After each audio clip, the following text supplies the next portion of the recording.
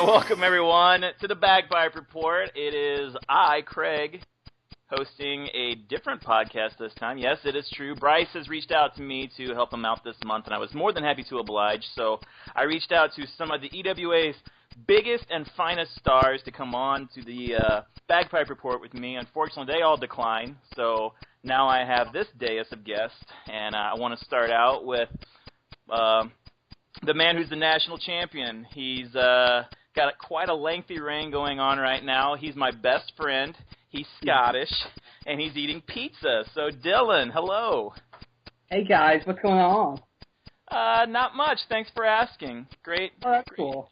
All right. Thanks for coming on. We'll talk to you in a little bit. Okay, cool. Bye.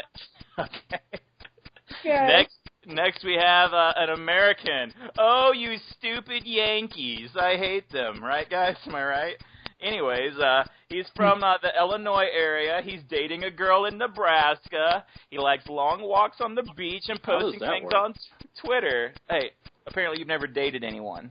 So, his name, he handles Kevin Steen and Edge and probably some other people secretly. It's JD. Hello. Wow, well, these introductions are just getting better and better.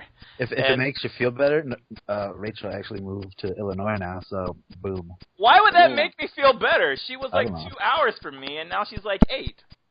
Well, if it makes you understand the relationship better. I'll never understand that relationship.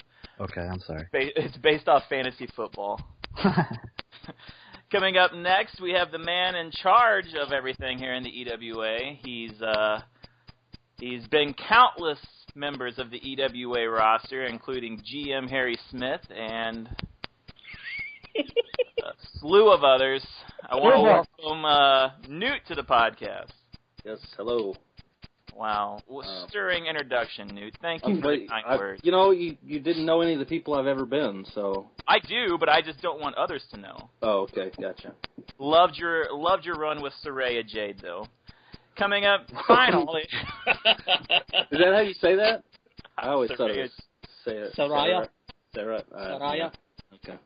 Wow, well, Bryce is really going to be impressed with this. Coming up last, we have a man who's a giant fucking prick. Steve, hello. Hey. Hello. Okay. Let's get right into this. It's been a big month in the EWA universe. Last month we had Sin City Survival, and a lot of fallout from that. We saw some comers and goers, and men like Paul Burchill and Franklin Lashley have taken the step. Paulton Butchell. It's Paulton. Get it right. Shut the fuck up.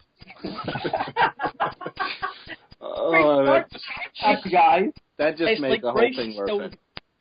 Men like Burchill and Lashley have taken the next step since the last pay-per-view, and a guy such as Cody Rhodes has fallen off the face of the earth due to an injury. Things have certainly shaken up in the EWA universe. Is losing your smile an injury now? To be honest, I never had my smile to begin with. So, and we head into one of the biggest and most exciting pay-per-views of the year. Civil War is always a pay-per-view where anything can happen, and anything usually does happen. Now, it's a smaller card, so it'll be easier to get through. Small if you mean every member of the roster in a match, am I right? I don't get it. It's an inside joke. That's right. It was inside me the other night telling me jokes. It was really weird.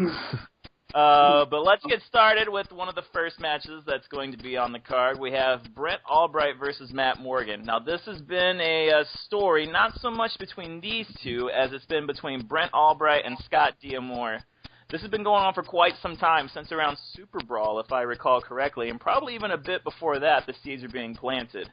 It looks like it's all going to finally come to a head at the Civil War pay-per-view, with the stipulation being if Matt Morgan wins, Brent Albright's contract goes to Scott D'Amore. But if Albright wins, he must face D'Amore for his freedom. Now, without getting on to any type of racial situation, it seems like Civil War is finally living up to its billing, and someone's slavery freedom will be on the line at this pay-per-view. It's been a long time coming, but Newt finally made it happen to get Civil War to imply what it actually is doing. So congratulations on that, Newt. I know that's been a goal of yours. Yes, absolutely. Guys, have any thoughts on this match? But I don't want to, force anything on you, Newt. But I know that you have. I know you've talked to Nealon and working out deals with this storyline, and it's been a process that's been going on for a couple months. Yeah. So basically, Nealon and I, is that his real name? Anyway, discussed. He basically didn't have an exit strategy, and we kind of discussed a few things and come up with a way to kind of end this storyline. And it's kind of developed into something kind of completely different than what we worked out, but... That's usually what happens, though, right? Usually that's what happens, sadly. And now we're here. Do you guys think that this will be the end of the Scott D'Amore and Brent Albright story as it is? Yes. Yeah, well said. I'm not sure. I'm wondering if Nealon is going to, however this storyline ends up, I'm wondering if he's going to keep like Matt Morgan and Scott D'Amore around or not. Or if he's just going to keep Albright. Well, yeah, I guess it probably depends on how it finishes. If it winds up being a Matt Morgan victory and Albright goes to D'Amore, then, your first thought is tag team. So... if Albright wins and is liberated from the slavery chains of Scott D'Amore, then it'll probably be more of a singles push. So, there are a lot of different directions he can go coming out of this. Anyone else have any other thoughts on this story here? Pretty cool. I got really into it. I like the way that the slavery thing coincidentally worked up in the Civil War. That was one heck of a coincidence. But also, it has been a really long storyline that it's good to finally see it kind of come to fruition, come to a point. You know what I mean? Well, it's very rare in the world of the EWA to have such a slow burn like this. Like I said, this is something that started a long time ago, and you don't really see these long thought-out stories. A lot of the time, it just, I think we're all kind of guilty of just going month to month, and we're like, okay, here's our story for this month, and then we'll see what happens at the pay-per-view, and then we'll decide what goes on next month. But this seems like it, as Newt said, it's been planned out for a while, but as Steve can talk about, sometimes plans change, right? Yep. No shit. Well said, Steve. Only when you work with Paz. What? Go ahead. When you work with Paz, they always change. Yeah. Yeah, he hasn't been around in a while, has he? Newt warned me. Newt said Paz will drop off the face of the earth. He did. Anyway. That's twice. That's a sad story. Twice? Yes. And he took Rey Mysterio with him. What a dick bag. All right, so we'll get back around to this later. Obviously, Brent Albright, it's... with him, he was in the main event just 2 months ago against Steve Corino. You can't help but feel like he might be missing a chance to capitalize and put himself back into the title hunt, winning a match like Civil War. But at the same time, it's also good to take a story to its final conclusion and to wrap it up and put a nice bow on it. So, is it going to be wrapped up, though? That's definitely... I don't think so. The match and the stipulation on it definitely gives that feeling. Either stipulation is going to give you a reason to go on and continue.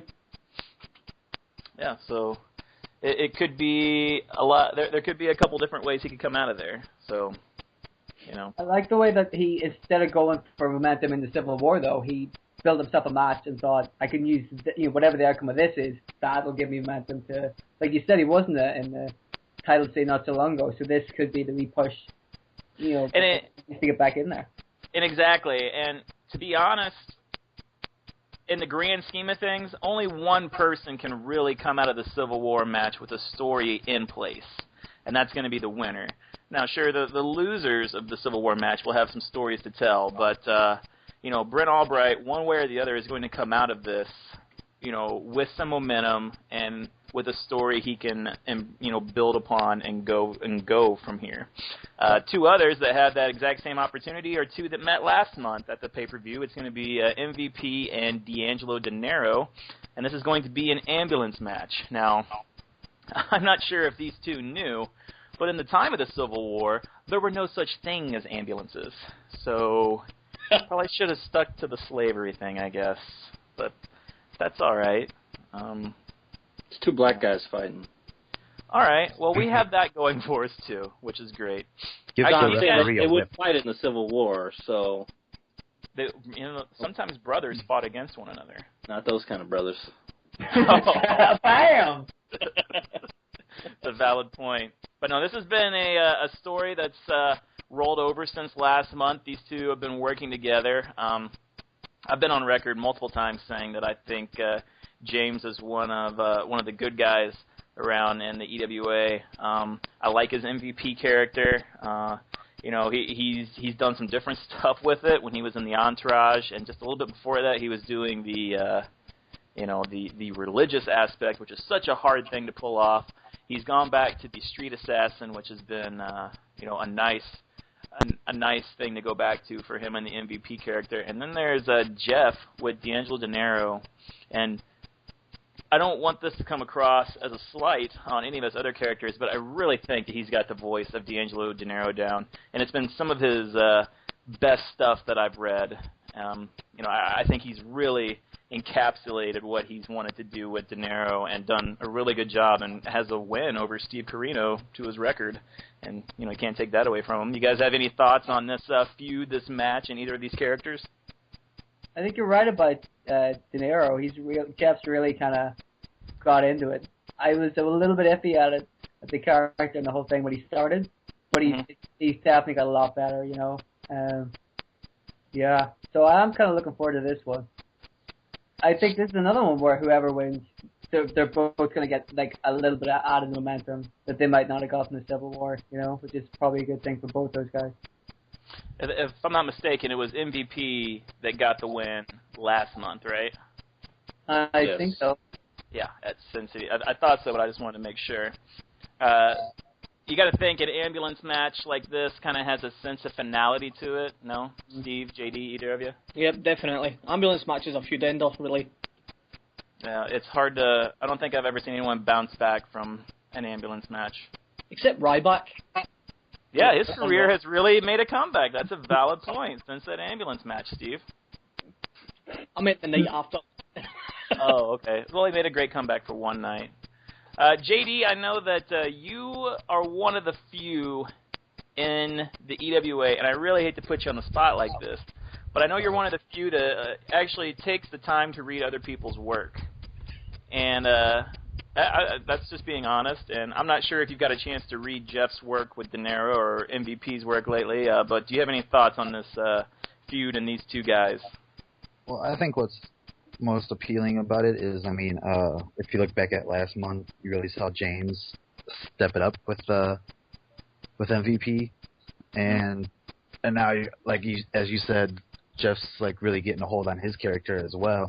So it's interesting because Jeff is still pretty green with De Niro, and James has been using MVP for a couple of years now, at least. So I think that's what intrigues me the most, who's going to top who with their role plays. I haven't gotten a chance to read any of theirs this week if they posted any. Yeah. What do you think the next logical step for the winner of this match is, Newt? I assume that they move on probably to the national title. I think both those guys are, poised. And, Jeff's had a lot of success before with Tanaka, but I think you look at De Niro, that would be, you could argue a case, I guess, for a Grand Slam championship match, but in my mind, I think he could segue right nice into a national championship match. And same way with MVP. He picked up the win last month. If he picks up the win this month, it's going to be pretty clear that he's done here. He's proven what he needs to prove, and he would be, I think, in line for a title shot. Absolutely. What are your thoughts on that, Dylan? I approve. I actually whenever he won Super Bowl, I was thinking about MVP as probably one of the first guys I wanted to go after. I wanted to talk to the Key first, and then if he didn't respond, I was going to go to MVP and see if he wanted to work something out. So we did this with Sable and Lesnar first. So then once this feud's over, I would be pretty happy to work with a guy. Because I haven't worked with him before, so I think it'd be pretty good. Yeah. Now, it's hard not to notice, but it's also a tough line you have to walk on a pay-per-view like this, but there's no national title match at this pay-per-view. Was that by design, or did something fall through, Dylan, or what's the reasoning behind that? The reasoning behind it is there is no reason behind it. Okay. Mm-hmm. Is that just because you didn't reach out to anyone, nobody reached out to you, or you were just planning on putting Al in the Civil War? I don't know. Whenever the Civil War first got announced, he said he didn't want too many matches, and then he booked that number one contender match for the national title. So I figured we get the title match out of the way before the pay-per-view and free up those kind of people for the Civil War itself, so as to not clog up the show. That's the way I figured it was designed anyway. And then once the show's over, we can go straight back into a feud or something like that. Well, let's go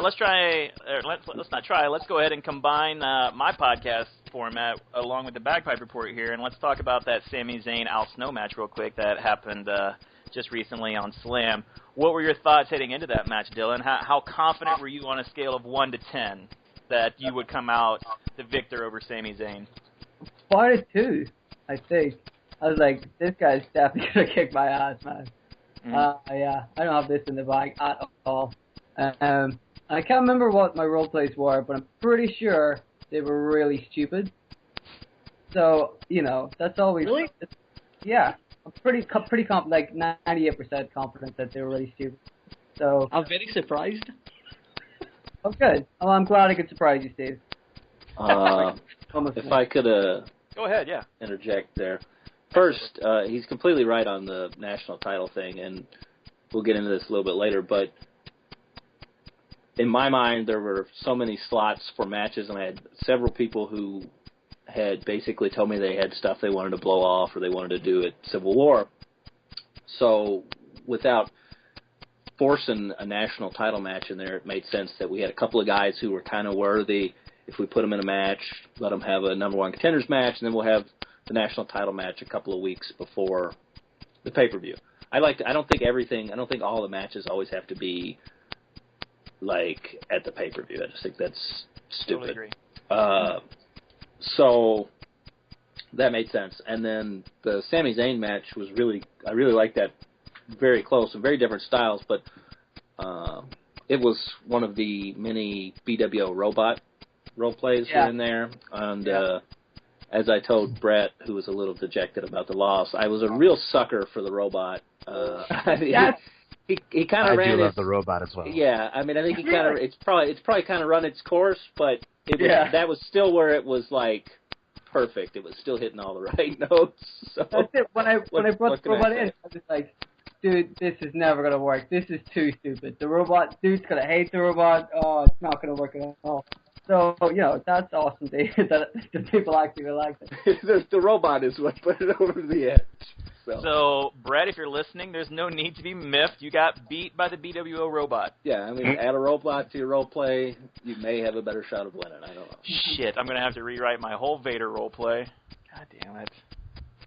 Vader could be the robot. I was going to say, I thought Vader was a robot. I thought it was like a Terminator. Oh, I guess we're just giving away spoilers for people at work. Yeah, sorry. Oh, not spoilers. Oh, my God. Here we go. 3, 2, 1. And welcome, everyone, to the Bagpipe Report. Hey, did you know Vader's middle name is Bill?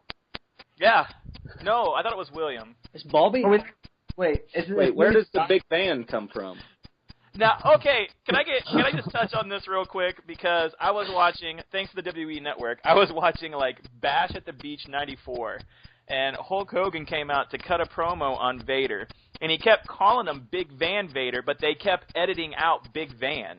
Yeah. It's because the New Japan or the Japanese promotion owned it. Big Man. They trademarked it. I was wondering. I'm wondering now.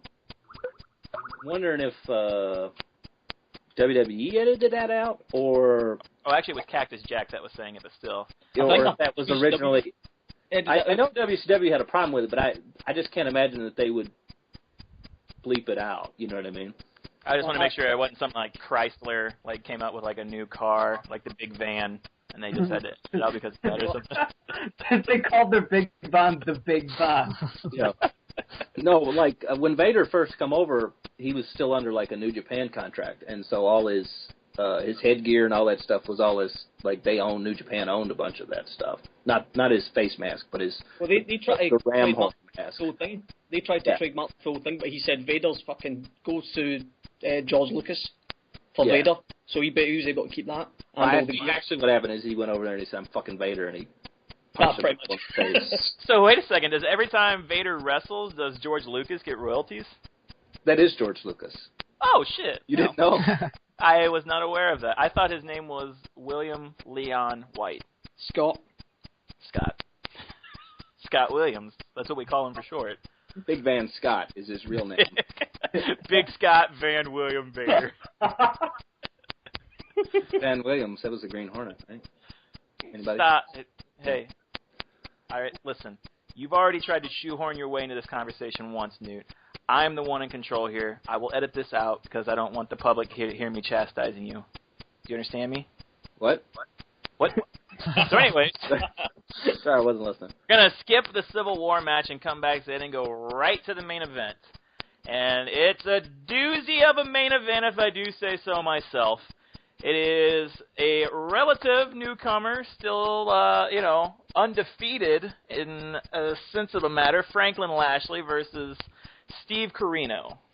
And this all kind of started at Sin City Survival in the six-man tag match and has kind of snowballed its way into an avalanche. And now here we are with Andre and Franklin Lashley getting his shot at John and Steve Corino.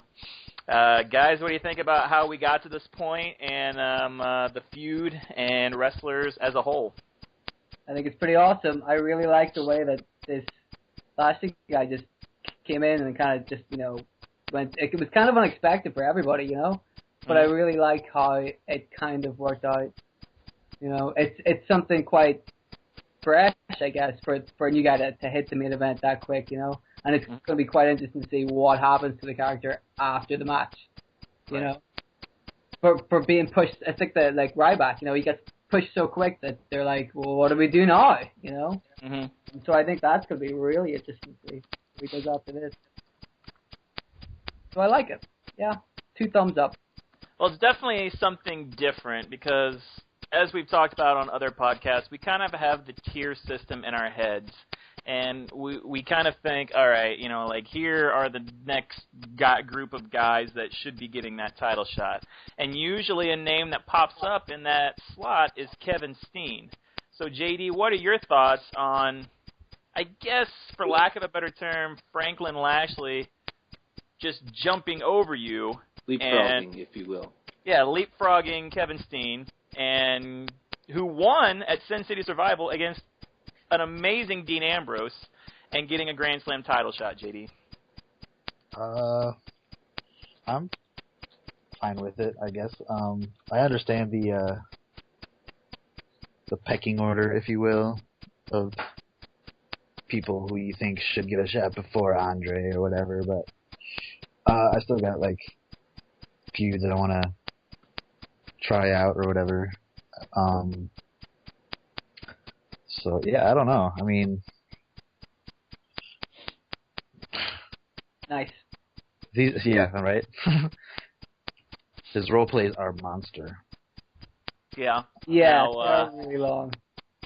Steve, any thoughts on the length of Franklin Lashley's role plays? Wow, could I have served you up a bigger beach ball for you to hit with your baseball bat? Oh, they're too fucking long. Too fucking long. Yeah. Wait, put it this way, I've not entered Civil War based on his role plays, even though he's not in the fucking match. They're just too fucking long. That's a pretty stupid reason right there. This doesn't make any sense at all. What?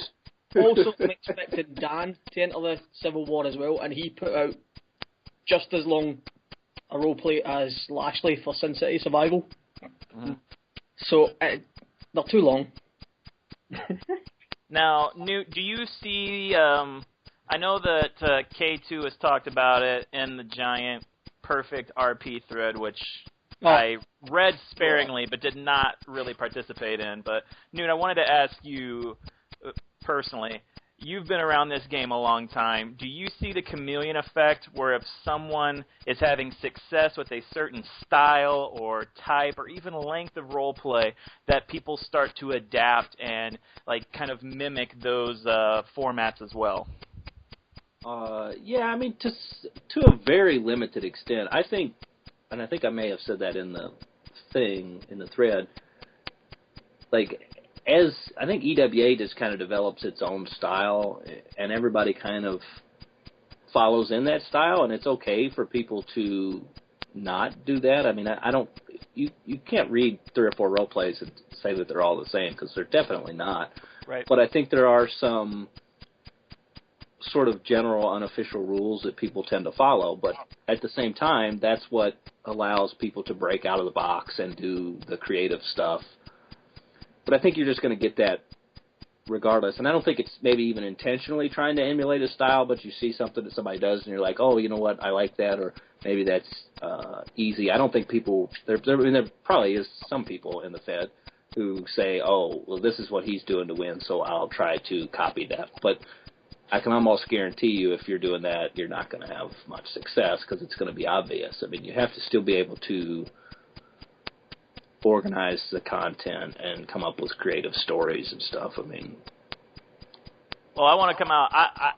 I'm going to make a confession right now, and I don't think I've told anyone this. I haven't told Jazz this. I haven't told Brett this. I haven't told anyone this. So this is world-breaking news here. Last summer, whenever I was in that feud with Teasy and going up against CM Punk, I found myself migrating to his role-playing style. I found myself putting this long and descriptive action sequence in the beginning and then rolling into the dialogue based on, like, giving a synopsis and a history and what we're supposed to be feeling about Cody Rhodes and how we're supposed to be perceiving this situation. And I found myself being quite a chameleon to TZ's style.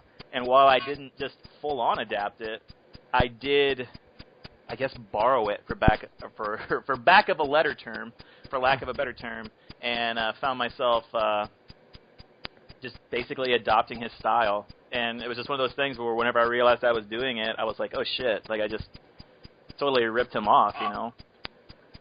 Do you find people do that a lot to you, Dylan, with your BWO roleplays?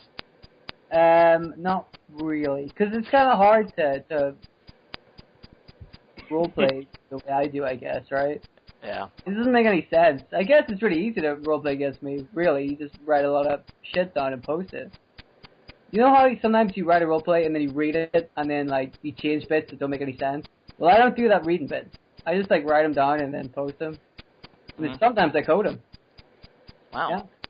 So let's talk about a hypothetical situation which could very well be the case.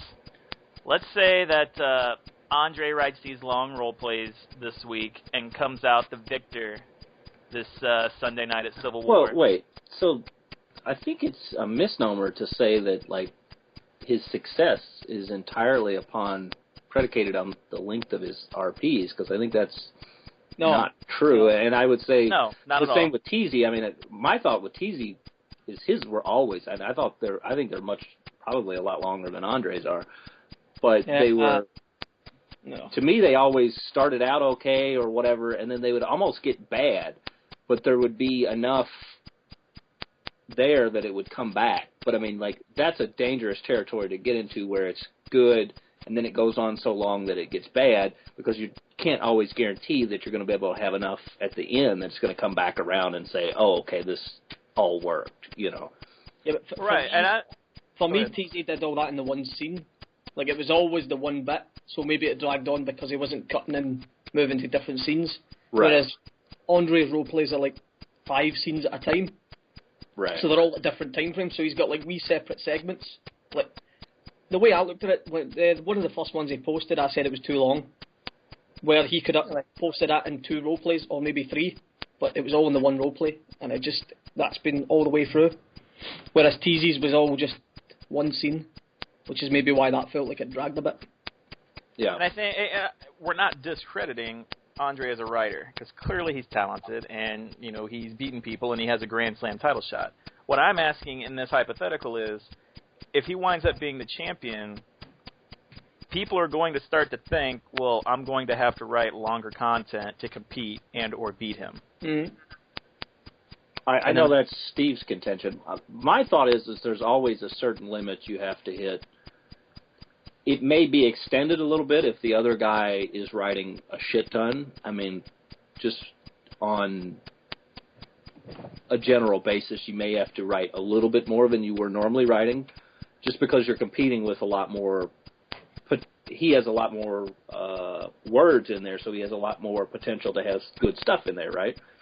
Mm-hmm. I mean, a half-hour episode of a TV show versus a 2-hour movie, they can both be good, but the 2-hour movies, chances are, it's going to move you more than the half-hour TV show.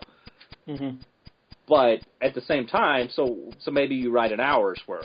I don't think you have to go to, you know, try to be within 1,000 words of what he is, if your content is good enough. I mean, I just think, because I think actually shorter and sweeter and to the point with good stuff is easier, and it sits with you better than a bunch of filler and somewhere in there a decent role play with a bunch of filler. You know what I mean? And I'm not saying that's what he does, but I think that sometimes when people start worrying about word count and size, and that's what it ends up happening. If I can be honest, you know, Sin City Survival, to me, it wasn't just a coincidence that the two people who lasted last, that doesn't make any sense, who were the last two in the match, wrote the longest role plays.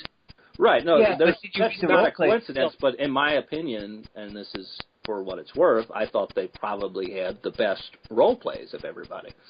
I wasn't saying they were bad, by the way, I was just saying... Right, no, I understand what you're saying, and it sends a different message, but I don't think it was... I felt like, with all due respect, Craig kind of was giving up, and I don't think John was putting in as much of an effort. That's not saying he was half-assing it or whatever, but I don't think he was concerned as much, right? His title wasn't on the line. I don't think he saw Craig as a real threat at the time.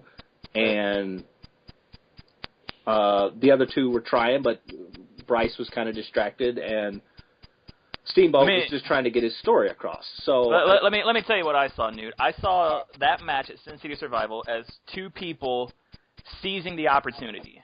Right. They were in a main event on a pay-per-view in the most competitive and great E-Fed that is out there.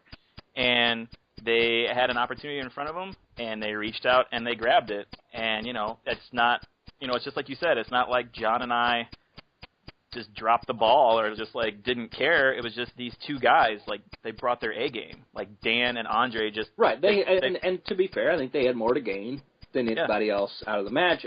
Dan is a fantastic player, but everybody's, I think, kind of forgotten about him. And I think, I mean, to be fair, I think he took Andre's stuff as kind of a challenge, but at the same time, he, you know, I mean, and I've said this, like, I'm not a big fan of the direction Dan's going in, but I thought he really nailed everything he did in that particular match. So I told him I'm not sure how long he can keep it up, but it was very interesting, the role plays he did that week, and I think they both saw an opportunity, and I think they both knew that this was a good shot for them to do something. I don't think Andre really went in it expecting to win or be the last guy or whatever, you know what I mean? But I think he wanted to make a big splash, and he was given the opportunity to make a big splash, and I actually think he thought he was going to go in a different direction, and he was trying to give himself a pretty good trajectory for that. But I mean, Dan won that match, so yeah. Let's not forget that. So. And that's been our discussion on the Grand Slam title match at Civil War. Well, not a lot of talk of the story that got us here, which, you know, I think that's been I don't think people can undercut that. I mean, that was written into that match, the 16 tag match, and it's been a good story since then. I mean, let's be honest, Lashley's kind of got a Goldberg thing going on, and a real Goldberg, not not Scott Goldberg. Not Scott Williams. and he's kind of, reached a point where it makes sense for him to be there. But, I mean, I that wasn't some grand plan. I mean, No. that was sort of a last-minute Hail Mary that made sense coming out of Sin City Survival. I mean, I think all of us would have probably done things a little bit differently, but it's a good opportunity, and I think they've built a good storyline around it, and the Spears weeks in a row, and the match being off, and the police being called, and then this last week we'd give a nod to Bret Hart and Clint Eastwood, and so. Indeed. I think we should just clarify the story and all the build-up is nothing that anyone is annoyed at. Personally, me, it's just the long role plays, flat out, whether they're good or bad. It's just that. The story is great. Right. We should just clarify that, just in case anybody gets butt hurt. Right. I think in an EFED sense, it made a lot of sense too to just pass the ball over to Lashley once Craig decided he was a little burnt out with role playing as Cody Rhodes, with how Sin City ended and Lashley actually pinning Carino or whatever. Right, and that was made perfect sense. There were several people discussed. You know what I mean? Not to throw anybody under the bus, but I mean, John kind of pushed for that. He said that made the most sense, and it made the most sense, so that's where we went. I mean, and Lashley. You hear that? Blue Meanie fucked again. Lashley was on board. I mean, everybody was kind of on board with it. I don't know. Maybe people are upset. I think Andre gets a lot of blowback, or has in the last few weeks. I'm not entirely sure what that's all about. I know some of it's about his success, and some of it's about long role plays, but none of it is not entirely success. sure what's that? None of it's over the success or whether he's got a title It's shot. all about the long role plays. For me, it's just the long fucking role plays. So the long role plays, guys. Long role. Why can't they be like 3 words or whatever? I can't read so long. It's too hard. Well, yeah, I think you could have stopped that sentence at "I can't read," Dylan. But that's all right. That's a story for another time. Let's that was move. pretty obvious. Okay, win or lose, or no matter who wins, is this the end of Corino Lashley, or do you think it might trickle over into next month? I don't know. It still seems like it has a lot of momentum. You would imagine it might go on a little bit longer, but I don't really know what else they could do. To pump you up for another match between them. Right. Well, if Lashley wins, then Carino's got a rematch. So, right. But I think if Carino wins, then maybe you can move on. I think that depends also if John wants to continue using Carino or finally put him on the shelf. I know that John had mentioned some stuff on Twitter about Carino's 100th match potentially being his last, and that he's sitting somewhere in the 88 to 91 vicinity right now. Are you guys going to believe another John? No, well, why do you think he's not on this podcast? There you go. He's another. When I get to my 100th match, that's when I'm hanging it up, and that's when he turns face again. John, I still have the scar on my head from that chair shot you delivered at Super Brawl. Because I always do to me what happens to Cody Rhodes in the EWA. So, I'm actually in a wheelchair right now thanks to Dan, which kind of sucks. All that aside, let's move on to the Civil War match. All right, so everyone who's not in a match previously in the evening is in the Civil War match. No, technically. Okay, anyone that's worth a shit on the EWA roster is in the Civil War match. And the funny thing is, based on the card, Wade Barrett is in it twice. Yeah, that is true, which is great. That just means he has to role play 6 times, probably. Now, I know that there are some members of the EWA roster not participating in Civil War because a person that's not even in the match, right? But aside from that one character in the EWA, let's talk about the Civil War. Well, technically 4 characters. Zigzag aren't in it either, just saying. Our Dolph Ziggler is awful, so let's not even get started on that. But we got the new Dolph Ziggler. I like him better. That is true. I wish, Steve, do you play Dolph Ziggler as the guy that got kidnapped in the middle of the summer last year? No, but that's a potential angle. Yeah. Just like Goldberg using the Bray Wyatt kidnapping. So, wow, where to start with this match? There's been some role plays posted this week, obviously. there's some heavy favorites heading into this, and it's always hard for there not to be some heavy favorites. I want to talk to one in particular. You know, I mentioned it earlier, JD, that anytime that someone brings up the topic of people getting ready to take the next step and go to that next level, Kevin Steen is always brought up. And, you know, you've said earlier that you still have things you want to do with Steen before you make a run at that title, but do you feel any extra pressure in a match like this to come out and win it? Because obviously everybody wants to win it, but do you feel any extra pressure because everyone always talks about Steen getting ready to make that next step? Not so much pressure. I definitely told myself that I was gonna sort of turn up my storyline. Like I'm telling a part of it right now that I've been planning on telling for a while, but I thought like now would be a perfect time to do it. But I mean, shit, there's other guys that could easily walk away with it. I mean, Corey's, I'm assuming, in it. I don't know if he's gonna roleplay for it or not. Brett just posted his first one, which was a really good intro, I thought. Mm-hmm. And then Dan, I'm still waiting for Dan to come out swinging too. Yeah, now we're on Thursday, so you're looking at guys like Corey and Dan having to go back to back to back, which is not an easy feat to do. Well, I don't want to come out and say it, but they might not write them Thursday, Friday, Saturday. They might post them Thursday, Friday, Saturday. Well, obviously, but I mean, we're just speaking from a hypothetical standpoint. Is they would have to post 3 role plays on 3 straight nights.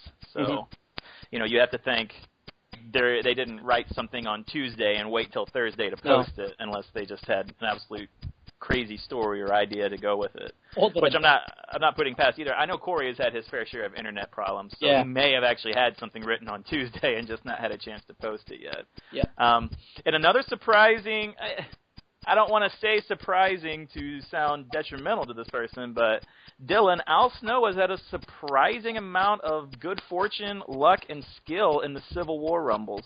Does that put any extra pressure on you? Like when you know that Al Snow is like the leader of eliminations in Civil War history, does that put any extra pressure on you to feel like you got to come out and do some great work, or do you just kind of just do whatever you do? It doesn't really put any pressure on because that's like why I enter Civil War now. You know, I put Al Snow in to try and like put the numbers up to make him like eliminate more people, so that you know he can never be beaten. You know, he's gonna be like the Keane of the Royal Rumble. You know, he's gonna kick some ass, but he's not gonna win. There's no way he's gonna win.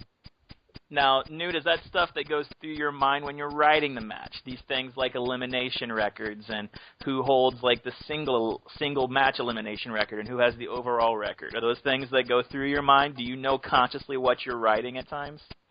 Civil War, I always spend a lot of time kind of figuring stuff out. Like that's a match that's really difficult to write for that. I mean, you can just write it, right, and not pay any attention to that stuff, but to me, like, that's just such a missed opportunity. So, like, Civil War is very difficult to write because you're thinking, well, this guy is only going to get this far, but what can he do?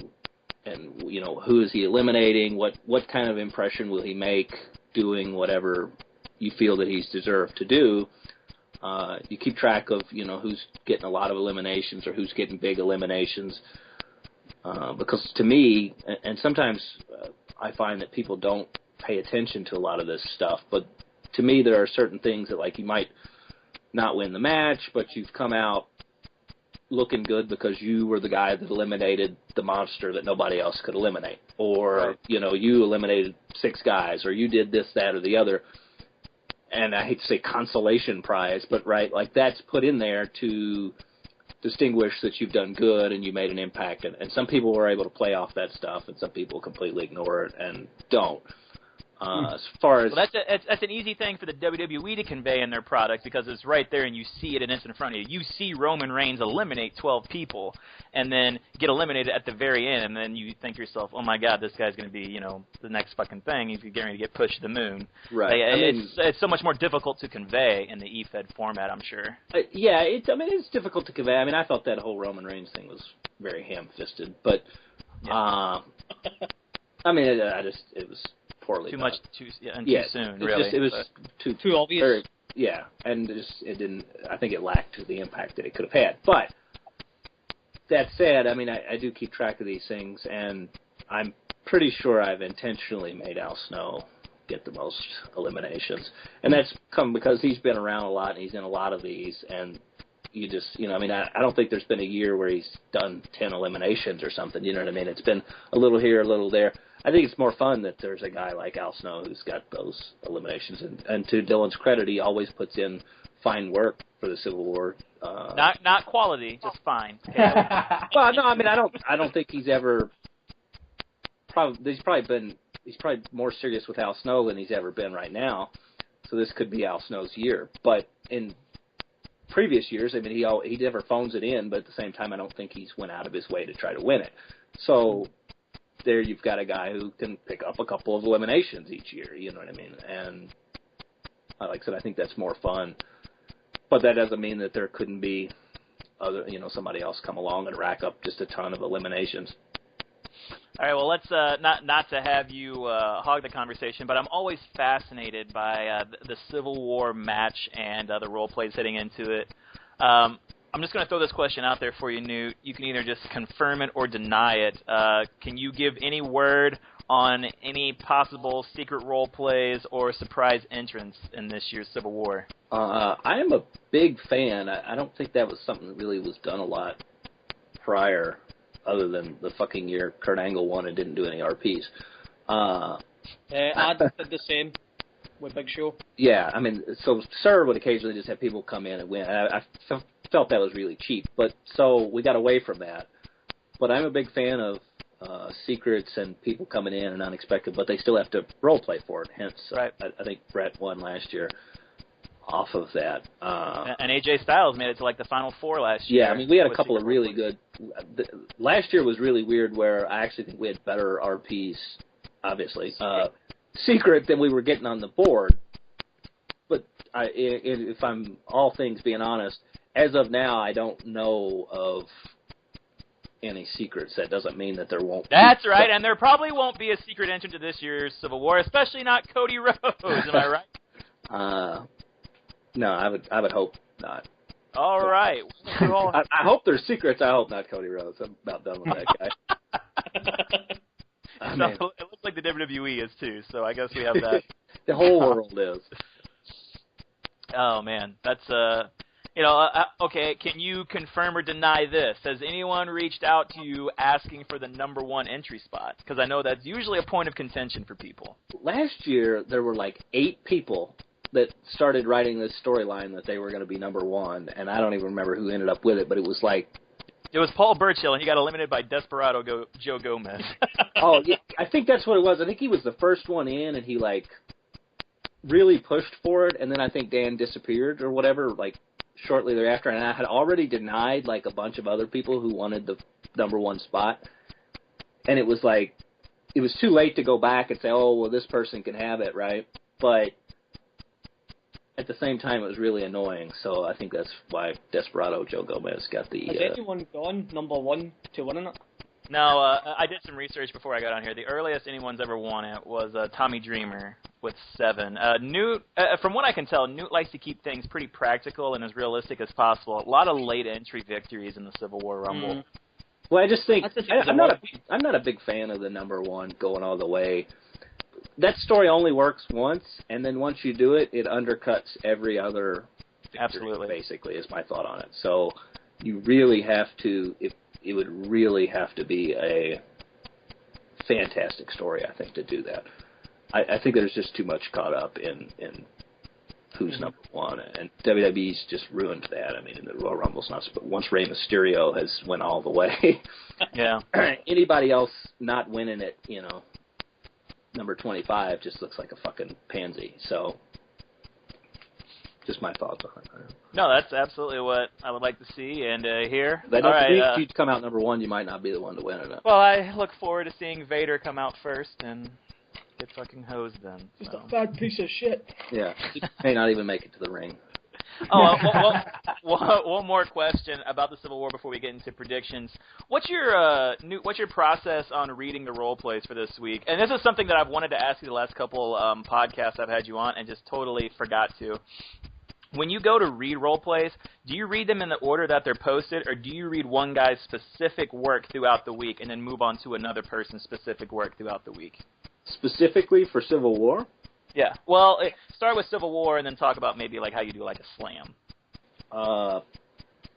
For Civil War, I guess I don't really have a total method that applies to every Civil War. Typically with Civil War, I try to read them as they come across. Yeah. I haven't read a lot of the actual Civil War role plays this week, so I'm going to try to catch up on that because they'll probably be posted next Thursday then. Yeah. Yeah, I mean, Too soon. I mean, hey, it happens. Civil War is a beast. You're right. It's a beast of a show to write. Absolutely. Typically what I do with Civil War is I kind of read all the role plays and then I start writing the show. See, this is another problem, right? This is why Civil War is really difficult to write, because I can start writing the show now, and I could get half the match written based on it's Thursday night, and I could, you should already have half that match written, right?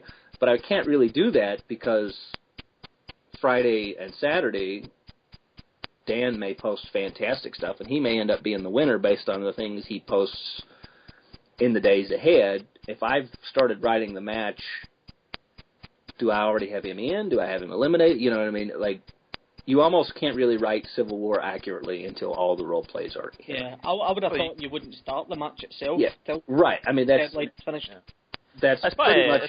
I mean, I like to do that in general. I don't. That's what I was going to say. Yeah, you probably do that in general, don't you? Right. I mean, I almost never write matches ahead of time, which is why it's always a struggle to get things written. And I know most people don't do that. But with Civil War, especially, you almost have to know. And so I kind of read them all, right? And then from there, I kind of have a general idea of where I think the match is going to go. And then I kind of go through and I'm rereading each person's role plays and kind of plotting out. What's that? And then just flip a coin. And then just flip a coin 30 times, 45 times, however many people are in the match. And whoever got heads wins. And if more than one person got heads, I just... Only one person out of 45 will get heads. Yeah. You know what I mean. I'm going to put this out there, and you don't have to answer it, and you can answer it in your own way, because especially now with it being the middle of the week, some people might be upset or disappointed. But is there a certain type of role play that lends itself to success during Civil War week? Because you can't just call out every single person that's in the Rumble with you. I don't think there's a surefire way to win Civil War. It's really coming up with a creative, I think, hook maybe for all three of your stories or all three of your role plays. But even that, I mean, it may run its course by the time you've got up there, and you're competing against so many other people that I think you just kind of have to hit the right spots. But I don't think there's a specific formula to do that, especially. I think this year it's probably as wide open as it's ever been. I don't think there's anybody like if things had went 5 standard people. Yeah, I mean there's always the top guys that are in it, but I think it's probably, in all honesty, I mean last year was really wide open, whereas had Brett not come in with his stuff, I'm not quite sure where it had went, and this year I think it's maybe even more wide open than that. Because even your heavy hitters that are in there they've all kind of been doing their own thing, so I don't think everybody's been as focused on trying to win a big match like this. So I think it's going to be interesting. If Lashley wasn't in the title match, I would say that's the guy to watch.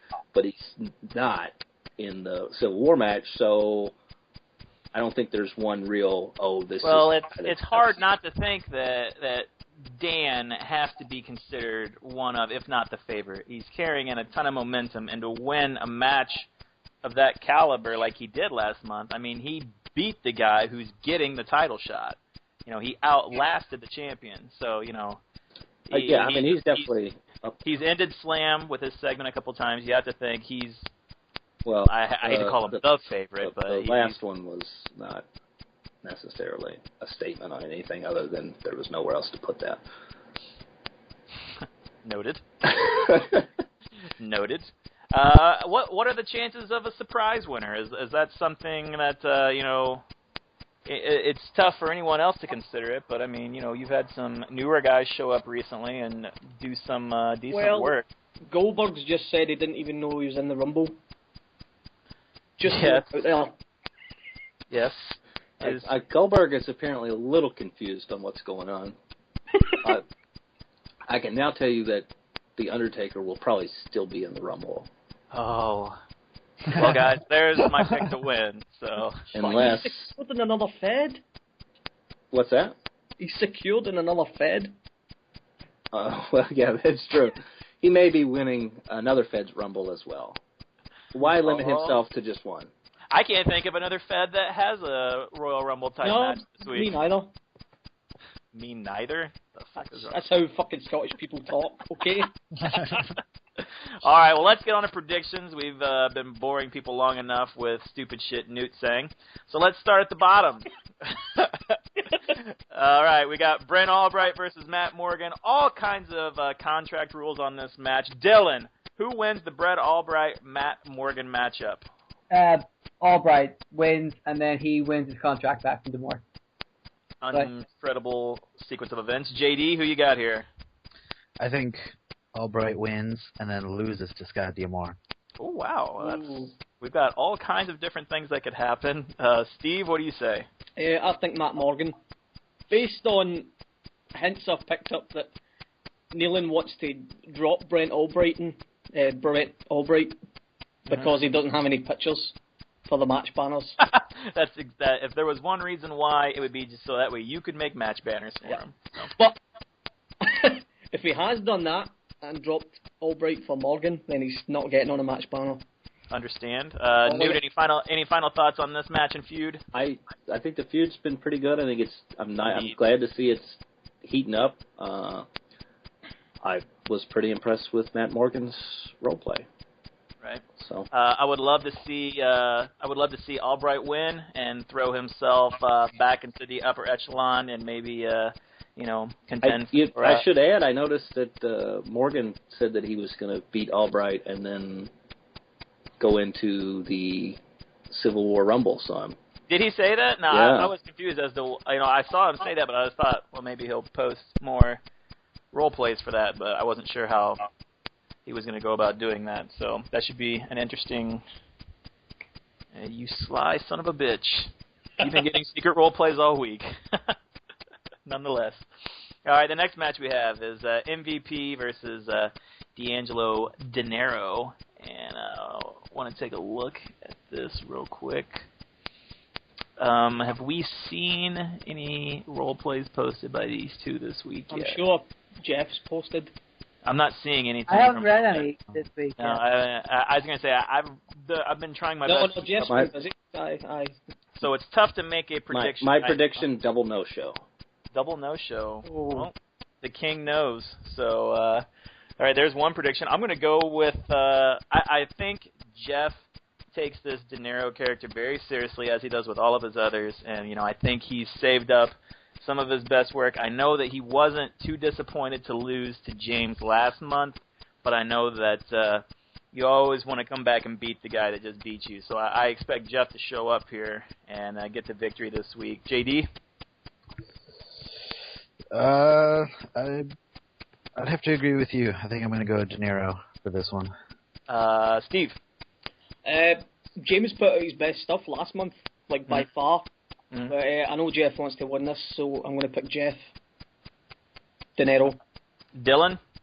When you said the double no-show, so I'm going to say the triple no-show, and that's the referee doesn't even turn up either. Wow. Yeah. He forgot he was booked. I got to tell you, that's difficult to pull off, but if it happens... Oh, I think they can do it. I think they can pull it off. Absolutely. All right, let's move on to the Grand Slam title match. This one has definitely had role plays posted, and while I haven't got a chance to read all of them, you know it's going to go the full limit between both of them. So you have the Unstoppable Man Franklin Lashley taking on the current and reigning Grand Slam champion since Super Brawl, Steve Corino and John. Could go either way here, guys. Steve, what's your prediction? John. Going with John. Purely because it would mean that the long role plays do not win. All right, well, probably a good thing this match isn't happening in TNA. Dylan? My prediction for the Grand Slam title match actually kind of ties in with my prediction for the winner of the Civil War match. I predict Lashley's going to come in Civil War match, win the Civil War. He's going to come in at number 1. In fact, he's going to come in at number 0. He's going to fight through Civil War. He's going to win Civil War. Then he's going to go straight into the match with Carino. He's going to win the title. So he's going to be the Grand Slam champion, and he's going to also be the number 1 contender to his own championship. So then we're going to see like Lashley versus Lashley, for the next couple of months. It's going to be Bobby versus Franklin. Yes. His twin brother Bobby shows up. They team up with Scott and Bill Goldberg. Tag team feud. Yes. Quick question: is the title match going on before or after the Rumble, or have you not made the mind up on that? Just in case. I haven't made a final decision on that, but my thought on that is always the Civil War goes on last. But if those two guys really, knock it out of the park and earn it, I mean, it could happen. Or if there's some other reason that it needs to go down that way, sometimes it makes more sense for storyline aspects or something. But yeah, like if the winner attacks the winner, like if the Civil War winner were to attack the match winner after the match or something. Right, or like when William Regal lost and then won the Civil War. Right. Yeah. Well, I'm sure that would not draw the ire of anyone if the loser of the Grand Slam title match went on to win the Civil War match. So I don't think it did all those years ago, but I'm not sure that it wouldn't these days. No. Let's find out Sunday night. Who has yet to make their prediction on this one? JD. Ooh, for the Civil War? No, for the Grand Slam title match. I think it'll be a no contest. Too close to call. Be a draw. Ooh. Another spectacular finish that people are such huge fans of, so that would be another great thing. But it would be understandable with these two juggernauts going up against one another. Has anybody else not made their prediction on this match? I'm going to go with Steve Corino. I think John has been preparing for this. He saw the writing on the wall. He actually recommended a match against Lashley. I think he wanted to challenge himself and push himself, because he knew that the road that he was going down with Cody Rhodes would be no challenge. So, I'm going to take John in this one. Newt, any final thoughts on the feud, how we got here, and going forward?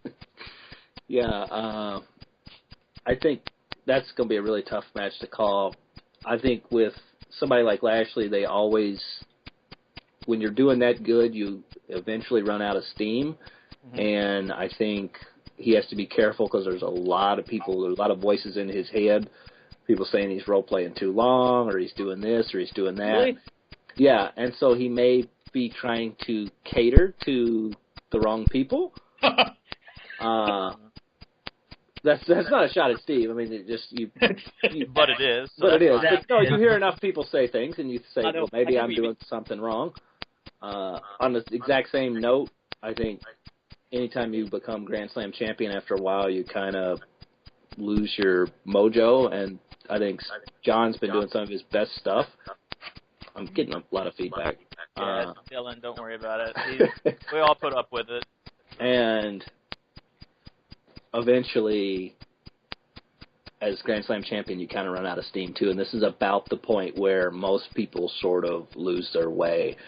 So up against a tough challenger, if Lashley's on his game and John kind of slips a little bit, it could go his way, or vice versa. John could, like you said, kind of take this as a challenge and bring out some hidden stuff that he had. He's finally got a strong opponent, and that's a shot at you, Craig. And Lashley could be slipping a little bit because he's listening to the prick. Or because he's just ran out of material, you know what I mean? Is it a possibility for Lashley to lose and Andre just to think, well, if I can't win the title, and just think I've put in all this effort for nothing? Like, do your I whole don't- face and I don't get that vibe from him. I mean, No. I think the big test last month is he had no issues with losing. Mhm.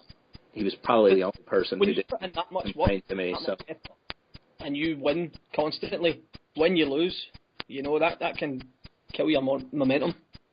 Yeah, but Newt's also the kind of guy that generally gives you some. If you work hard, even in a loss, he'll give you something to come out of that with. As I knock my headset off. I think if you've been on that kind of roll, I mean, I can actually attest to this to some extent. When I did Taz, like I didn't lose, and I had this whole, and I really built that into the storyline, which is a terrible thing to do. But Yep. But as long as like the loss is something important or memorable, I don't think it's as big of a deal. So like losing in a Grand Slam. Some people don't read into that. They just think, I've lost, that's me, done. Right. I think absolutely. I'm just saying, if you're sensible, I think it depends on what the loss is. You know what I mean? Like again, speaking of that, like I lost a match, and that match didn't bother me, but it was oddly enough Civil War.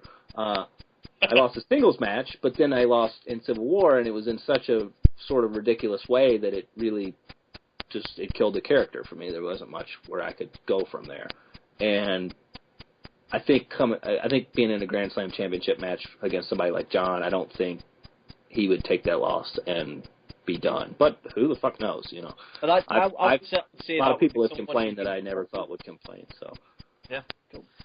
Well, it's just a matter of attitudes and things like that. I don't think Andre's the kind of person that'll get deterred, but a loss can be damaging to some people, and Newt knows that better than anyone because he's a loser. So let's move on to the Civil War match. And, wow, Newt, you're not even responding. It's not even fun anymore. It's just like beating up an elderly person at this point with you. what's that? Was you Nothing. talking to me? No, nothing. All right, let's move on to the Civil War match. I'm just going to take predictions of any kind that you have, whether it be a surprise entrant, maybe somebody making a run in this thing, a winner, whatever you want to give me, I'm more than happy to take. That's what she said.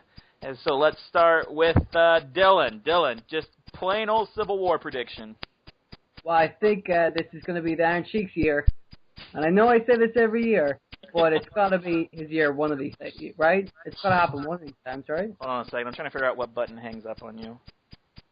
To be fair, this very well could be his last year. Yeah. I don't know how many more years that guy's got left in him. I mean, if I'm going to give it to him, this might be the year to do it. Yeah. Let's Well, do it then. fans just showed. I think this might be D'Lo Brown's year. If anyone in the BWO, it might be D'Lo Brown. Well, you are looking at the real deal. That was me scratching the record. Yeah. You're welcome, everyone. You're welcome. So that's your prediction. The Iron Sheik will win Civil War.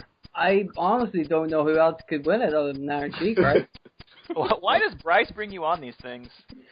Just because of my charming personality? Now, I think you're kind of like JD too, aren't you? Like, I think you read a lot of other people's work too. Yeah, I do, yeah.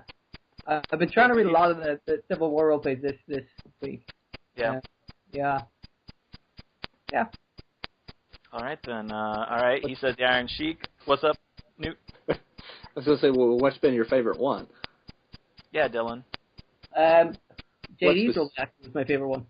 That's easy to say when he's on this podcast. Yeah. It was though. I started off reading it and it was pretty good, but I wanted to see where it went. And then by the end of it, you're like, dude, that was, it really hit the mark. It was a really good, solid role play. You did post that in the shout box as well, I remember. Yeah. So it's not like you're just saying it now. Oh, no, I'm just giving him shit. This is a thing called banter, Steve. Whenever two people actually get along and actually joke around with each other. You wouldn't know because a lot of people you try and banter with don't get along with you. But Steve, what are your Civil War predictions? Any comebacks? You're going to pick a winner? Ideas what could happen.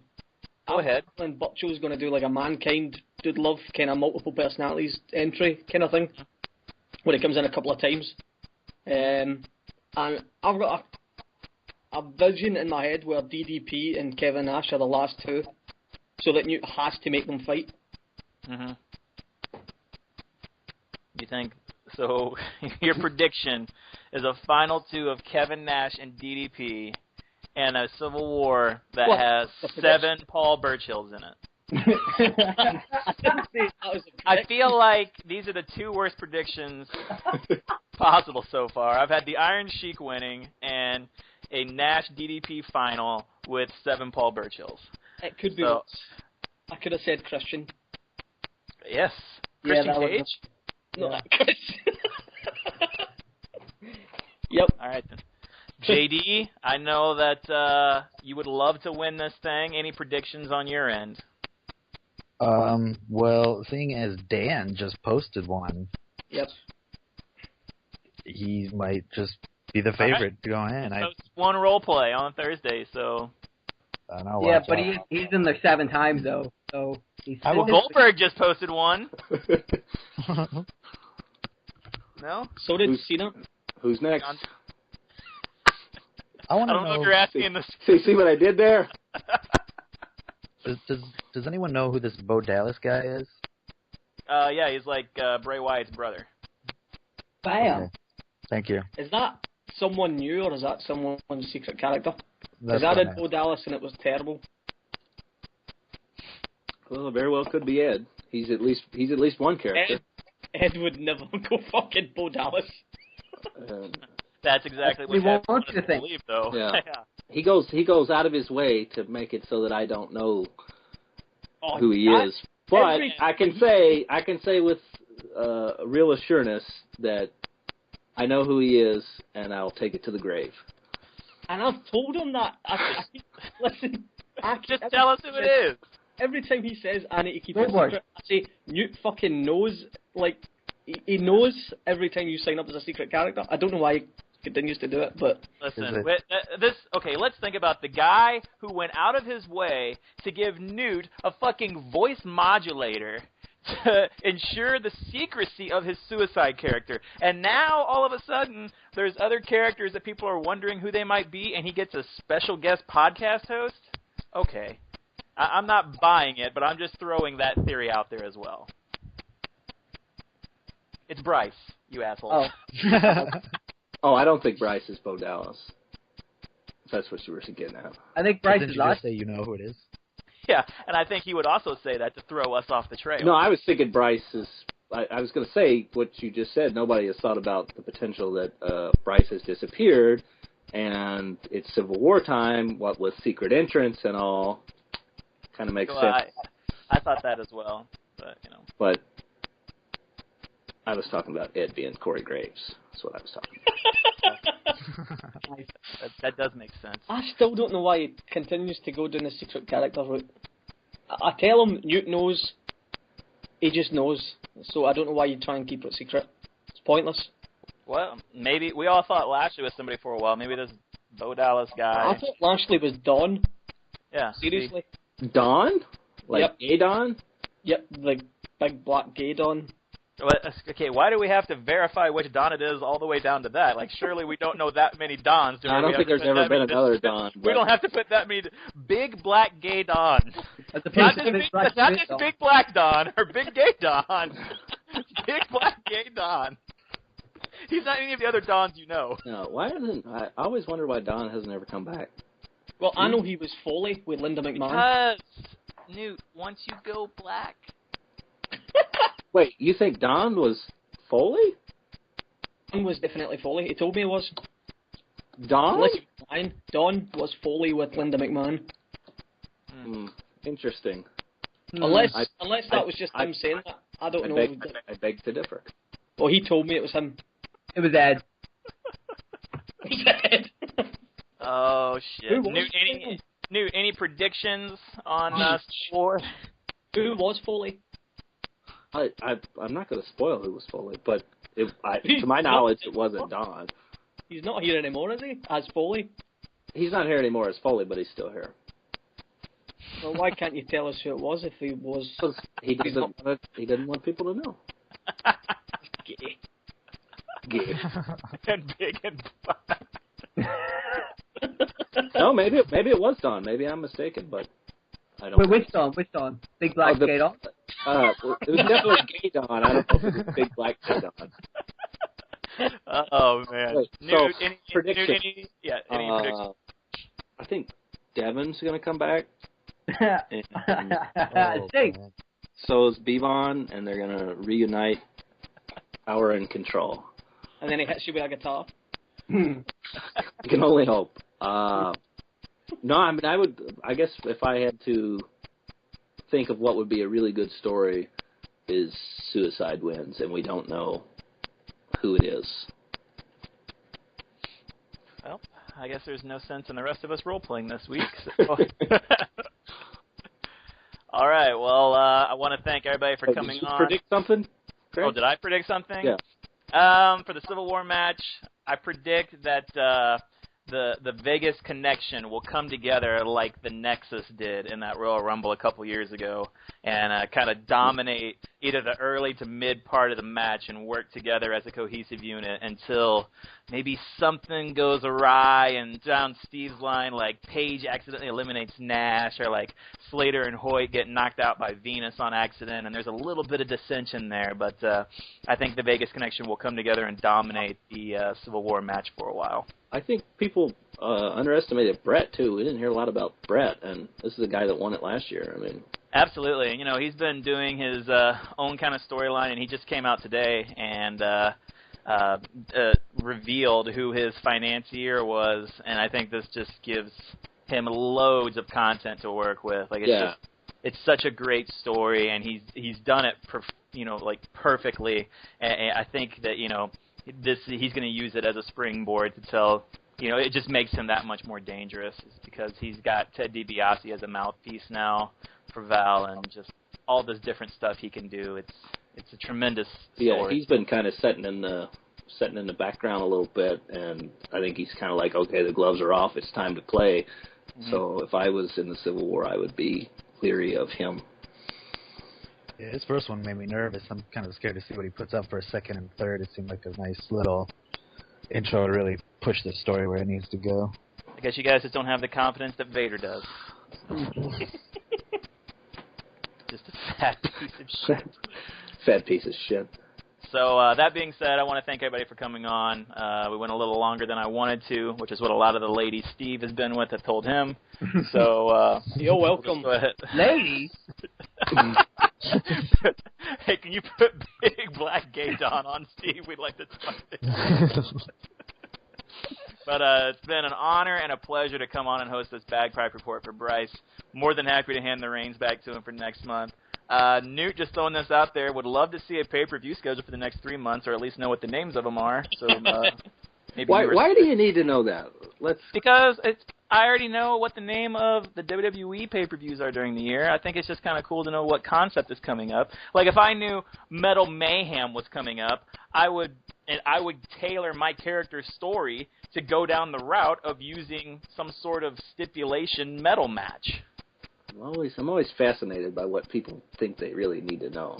Seriously, where is Civil War even at this weekend? It's on the card. It's no one reads the BB&T Center. It's in Florida. Yeah, it's in Florida. Oh. It's been up for months. Yeah. Okay. I was just joking, but okay. I guess all sarcasm is lost. You son of a bitch. We will just edit that to make Newt sound like a dick, calling me a son of a bitch. All right, any final thoughts? Dylan? No. What's your final thought? Come on. It's going to be really good. No. What's your final thought about Steve? Oh, he's a good guy, you know. I think pretty cool. I like his attitude. I like his criticism about other people's role plays. They're always really helpful. You know, they're not repetitive at all. Absolutely. He's really, although I heard some people call him a prick, though. So. No one says that. JD, what are your thoughts on Steve? I think he's very misunderstood. All great artists are. Newt, thoughts on Steve? I'm too busy thinking of the next 3 pay-per-views. Steve, any thoughts on Steve? He's a prick. Totally agree. Steve, you're a fucking prick. And I want to thank everybody for listening. And best of luck to everyone this weekend in Civil War and on into next month's pay-per-view, which will be titled Insert Name Here. And thank everybody for coming on. So thanks for listening. Talk to you in the future. Woo! I'm editing that out. Aw. That was the best part. Yeah, that is true.